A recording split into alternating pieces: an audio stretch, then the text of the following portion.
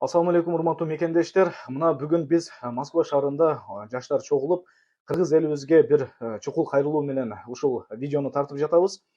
Кайрылуубузда биз төмөнкү болуп аткан Баткендеги каргашалуу окуяга байланыштуу Москва шаарында же болбосо Россия Федерациясында деги эле кайсыл жерде болбоңуздар, ушул тажик туугандар көп жерлерде, мындайча айтканда Кузьминки сыяктуу метролордо, алар көп жерге чогулган жерлерге барбоого, алар менен бир урушуп, конфликтке барбоого чакырабыз. Эске сала кетели, биз мигрантпыз.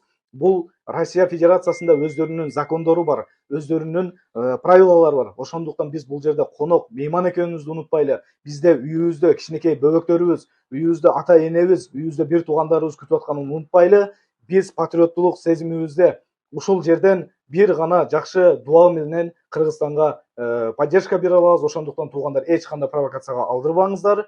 Өзүңүздөргө сак болуңуздар.